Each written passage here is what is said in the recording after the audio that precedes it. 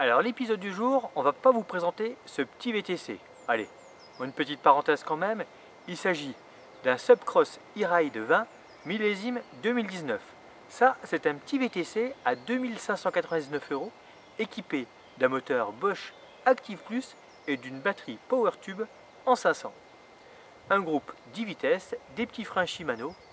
À la base, c'est vraiment un VTC, mais c'est surtout une super base pour en faire un petit vélo de route électrique, en changeant bien évidemment le poste de pilotage, du coup les cocottes pour avoir un freinage et des changements route. Avec un petit groupe Tiagra 10 vitesses, c'est juste parfait. Et en termes de géométrie, une potence pour être couché et retrouver la même position que sur son route, une tige selle et une selle éventuellement adaptée, toujours pour un gain de performance, et une adaptation des braquets. On verra à l'usage s'il faut passer sur un 2 plateaux ou pas, mais déjà pour pouvoir tester s'il y a vraiment un intérêt pour avoir ce type de jouet, eh bien on s'est dit que c'était la meilleure base pour faire en fait l'essai. Sur le même principe, on peut aussi imaginer en faire un gravel en conservant la fourche. Là pour le coup, nous on va passer avec une fourche de Silence, qui est une fourche rigide, pour vraiment avoir, on va dire, l'équivalent d'un vélo de route électrique. Dans un premier temps, nous allons conserver les roues d'origine pour les monter avec les nouveaux Hutchinson Sector e-bike, puisque Hutch arrive avec des pneus qui font un peu plus de 300 grammes, vraiment dédiés aux e-bikes routiers. Donc une bonne occasion également pour tester ces pneus. Allez, direction l'atelier pour pouvoir pimper ce bike. Alors, soyez rassurés, on a quand même gardé quelques pièces. Le cadre, bien sûr, mais son moteur Active Plus de chez Bosch avec une batterie performante, une batterie de 500 Wh.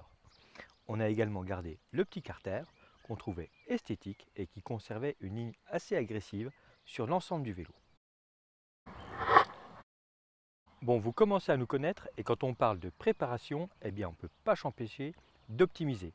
Donc automatiquement, on a mis un ion pour mieux comprendre, analyser la consommation et l'intérêt de la chose par rapport à la pente et tout ça. Mais on a également optimisé la chose en termes de freinage parce qu'on aime bien freiner fort au dernier moment et écraser les freins. Donc technologie high-tech et disque Frizza en 180 mm pour l'avant-l'arrière, ça va vraiment freiner très très fort et c'est ça qui est bon. Et à tout ça, bien sûr, on a rajouté une petite touche perso. Collier de selle, visserie anodisée rouge pour avoir un petit look GTI. Et parce que c'est pas le tout d'avoir une batterie de 500 watts, on sait qu'il faudra tout de même viser les terrains de foot et les cimetières pour trouver de l'eau, un porte-bidon sur le vélo, bien pratique en cas de forte chaleur.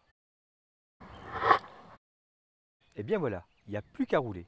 Donc forcément, on va tester la chose dans différents endroits, sur différentes pentes, et on reviendra très vite vers vous en termes de sensations et de sentiments par rapport à notre ressenti sur l'intérêt ou pas d'un tel vélo.